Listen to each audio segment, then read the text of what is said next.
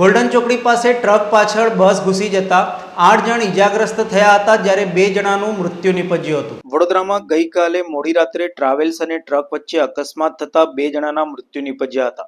શહેરના આજવા ચોકડી અને ગોલ્ડન ચોકડી વચ્ચે દરજીપુરા એરફોર્સ બ્રિજ ઉપર સુરતથી અમદાવાદ જતી પવન ટ્રાવેલ્સ પાછળથી ટ્રકમાં ઘૂસી ગઈ હતી, જેમાં 8 લોકો ઇજાગ્રસ્ત થયા છે। અમદાવાદના ચંદુભાઈ અને તેમના પત્ની સુરતથી સામાજિક પ્રસંગમાં હાજરી આપી પરત ફરી રહ્યા હતા। તેમની સીટ પાછળના ભાગે હતી, પરંતુ હોટલ નજીક આવતા ચંદુભાઈ બસમાં આગળ આવીને બેઠા હતા ને અકસ્માતે જીવ ગુમાવ્યો હતો।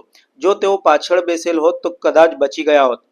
મૃતકોના નામમાં ચંદુભાઈ સવજીભાઈ કુંભાણી ઉંમર વર્ષ 58 રહે અમદાવાદ, પાર્થ કિશોરભાઈ બાવળિયા ઉંમર વર્ષ 25 રહે અમરેલી છે।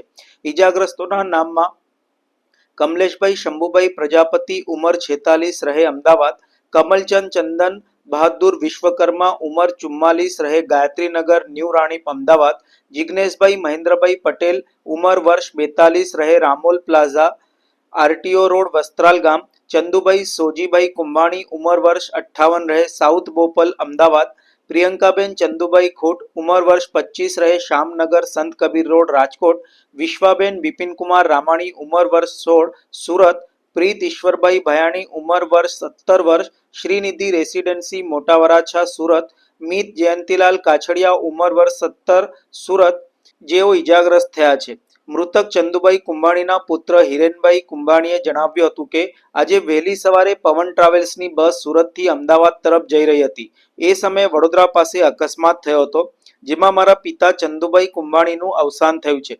મારા પિતા બસમાં પાછળની સીટ ઉપર બેઠા હતા, પરંતુ હોટલ નજીક હોવાથી તેઓ આગળ આવીને બેઠા હતા। આ સમયે જ અકસ્માત થતા મારા પિતાએ જીવ ગુમાવ્યો છે। એક સામાજિક પ્રસંગમાં હાજરી આપવા મારા પિતા અમદાવાદથી સુરત ગયા હતા। ત્યાંથી પરત ફરતી વખતે અકસ્માત થતા સવારે 4 વાગે મારા માતાનો મારી ઉપર ફોન આવ્યો હતો, તેથી હું વડોદરા આવી ગયો હતો।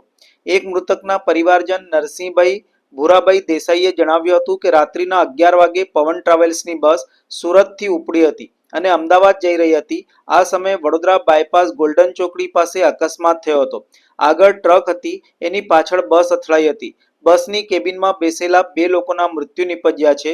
આ બસમાં મારા સંબંધી હતા, જેમનું મૃત્યુ થયું છે।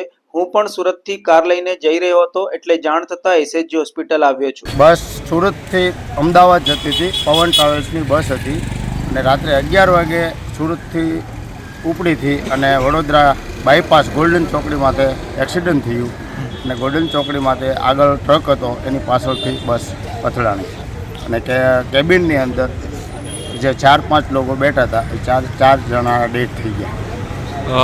આપ પણ આ બસમાં સવાર હતા? નહીં, આ બસમાં નહોતા, પણ બસની અંદર 4 લોકો જે 4 વ્યક્તિ ડેથ થઈ ગયા, એમાંથી એક અમારા રિશ્તેદાર હતા।